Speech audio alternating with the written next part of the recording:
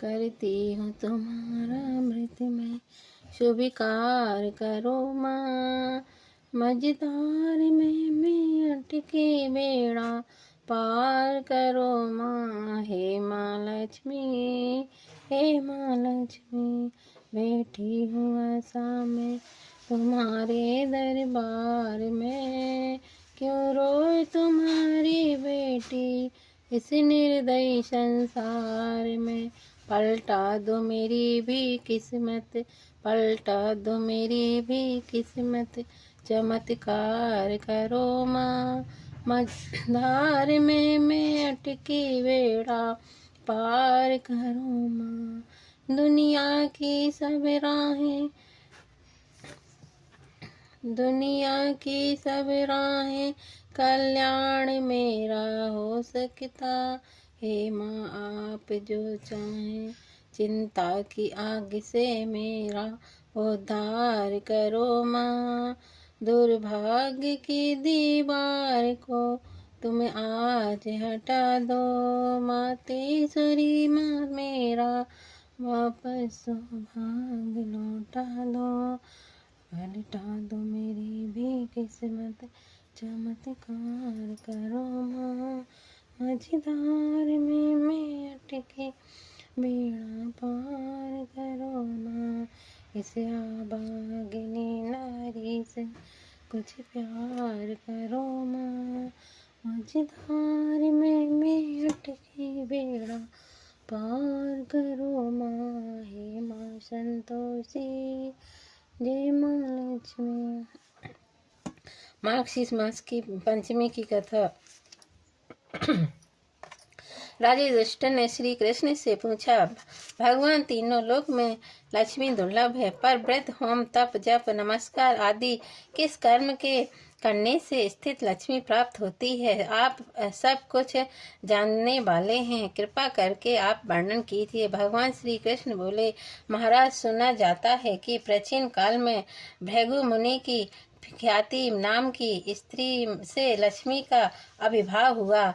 भृगु ने विष्णु भगवान के साथ लक्ष्मी का विवाह कर दिया।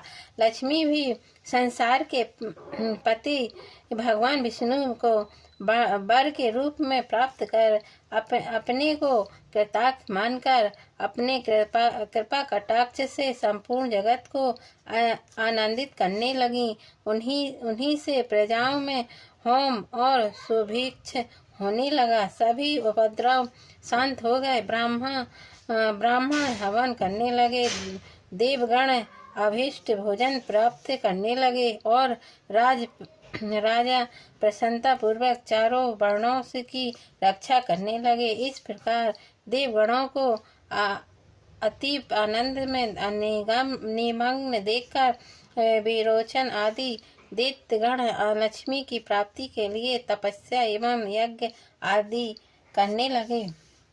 वे सब भी सदाचारी और धर्मचारी हो गए। फिर दैत्यों के पराक्रम से सारा संसार आक्रांत हो गया।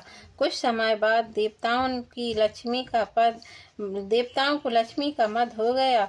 इन लोगों की सोच, पवित्रता, सत्यता और सभी उत्तम आचार नष्ट हो गए।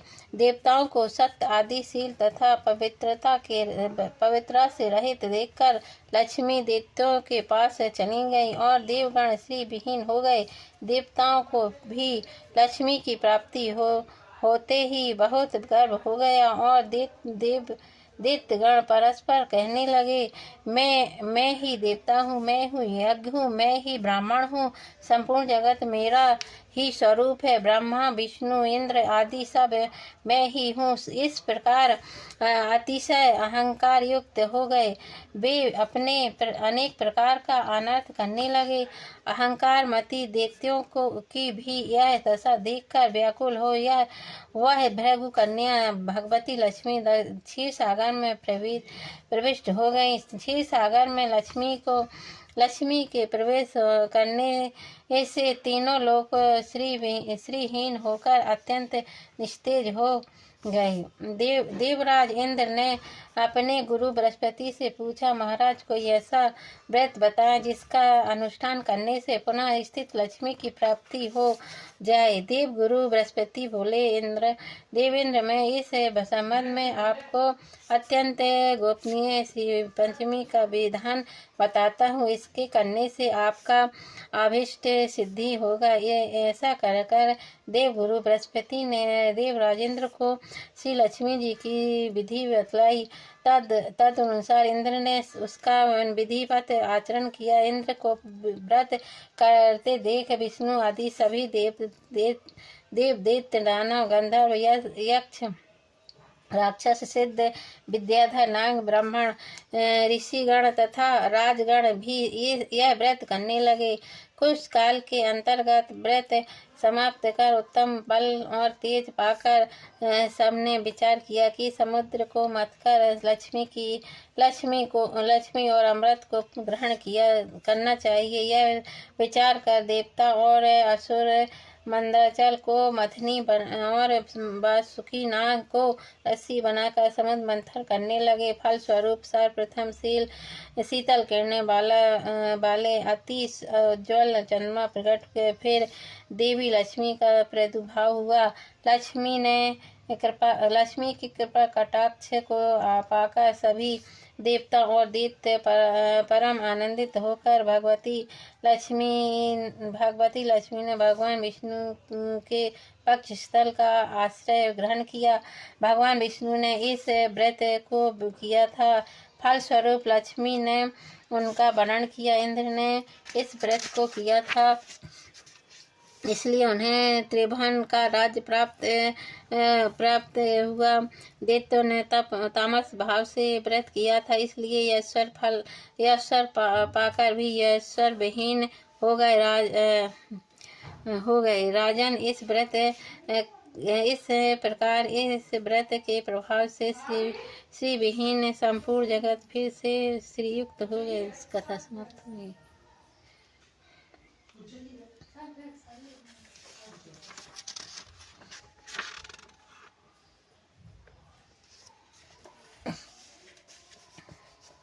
लक्ष्मी स्तोत्र। इंद्र बोले, संपूर्ण लोक की जननी विकासित कमल के सदृश नेत्रों वाली भगवान विष्णु के वक्ष स्थल के में विराजमान कमलों द्रवा श्री लक्ष्मी देवी को भी मैं नमस्कार करता हूँ।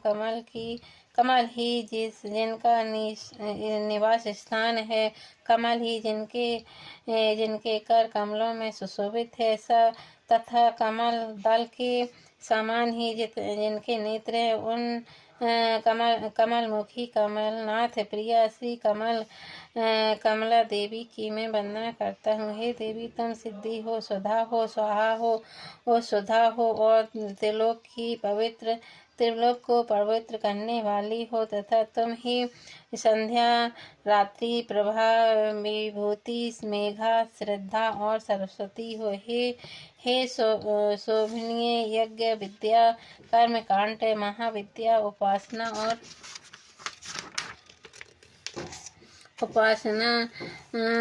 गुहा विद्या तुम ही हो, तथा हे देवी, तुम ही मुक्ति फल दायिनी आत्मा विद्या हो। हे देवी,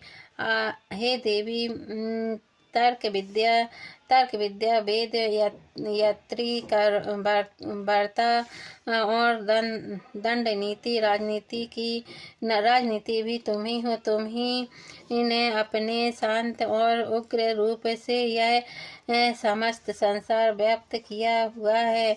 हे देवी, तुम्हारे बिना और ऐसी कौन सी स्त्री है जो देव भगवान गदाधर योगी जन चिंतित सर्व यज्ञमय शरीर का आश्रय पा सके। देवी, तुम्हारे छोड़ देने पर संपूर्ण त्रिलोक नष्ट प्राय हो गई थी। अब तुम्ही ने उसे पुनः जीवन दान दिया।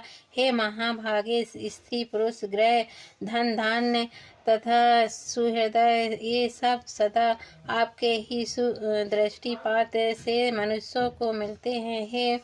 देवी तुम्हारी कृपा दृष्टि के पात्र पुरुषों के लिए शारीरिक आरोग्य, ऐश्वर्य, शत्रु पक्ष का नाश और सुख आदि कुछ भी दुर्लभ नहीं है। तुम संपूर्ण लोक की माता हो और देव भगवान हरि पिता है। हे माता, तुमसे और श्री विष्णु भगवान से यह सकल चराचर जगत व्याप्त है। हे पर सर्व पापिनी हमारे के कोष खजाना गोष्ठ पशुधन ग्रह भोग सामग्री शरीर और स्त्री आदि को आप कभी न त्यागे, अर्थात इसमें भरपूर रहे। अति विष्णु वक्ष स्थल निवासिनी हमारे पुत्र सुहृदय पशु और भूषण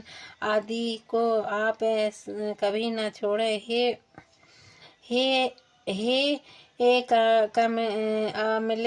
हे अमले, जिन मनुष्यों को तुम छोड़ देती है उन्हें सत्य सोच और शील आदि कुछ भी शीघ्र नहीं उन्हें सत्य सोच और शील आदि गुण भी शीघ्र ही त्याग देते हैं, और तुम्हारी कृपा दृष्टि होने पर तो गुणहीन पुरुष भी शीघ्र ही शील आदि संपूर्ण गुण और कुलीनता और तथा यशस्वर आदि से संपन्न हो जाते हैं। हे देवी, जिस पर तुम्हारी कृपा दृष्टि है वही प्रशंसनीय है, वही गुणी है, वही शूरवीर है और पराक्रमी है। हे विष्णु प्रिय, हे जगत जननी, तुम जिससे विमुख हो उसके तो शील आदि सभी गुण तुरंत अवगुण